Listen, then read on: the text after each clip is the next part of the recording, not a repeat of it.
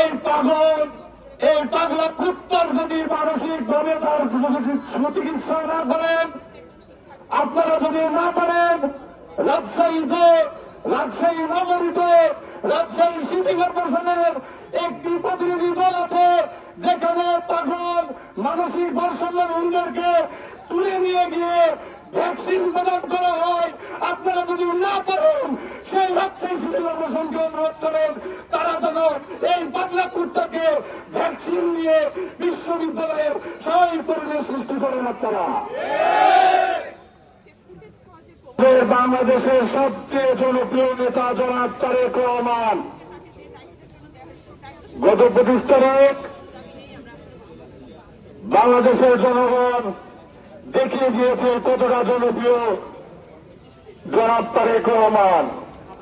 অথচ আমরা দেখতে পাচ্ছি পাগল হয়ে না রাজনৈতিক ফায়দা লোটার জন্য বিশ্ববিদ্যালয়ের একটি তারেক রহমানের শুভেচ্ছা জানাচ্ছিয়ে বলে তার এই দুঃসাহসিকতা দেখে আমাদের মধ্যে আমাদের জনাব তারেক রহমানের জন্য যখনই যায় আগুন ধরে যায়। অথচ আপনারা দেখতে পাবেন বাংলাদেশে ঢাকা বিশ্ববিদ্যালয়ের মতো সকল প্রতিনিধিরা, ছাত্র প্রতিনিধিরা সেই জনপ্রিয় নেতা জনাব তারেক রহমানের সাথে সাক্ষাৎ করে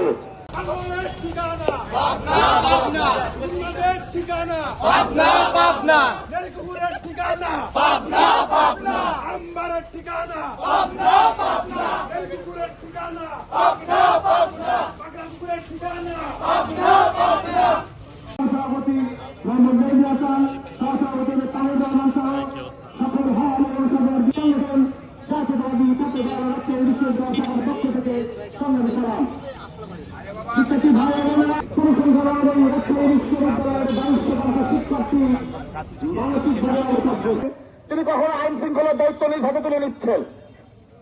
2002 সালে হলিউডের একটি বিখ্যাত মুভি রয়েছে, যেটি ন্যাস্টিসিজম সিন্ড্রোমে আক্রান্ত রোগীদেরকে ওপর নিয়ে নির্মিত। সেই মুভিটির নাম catch me if you can.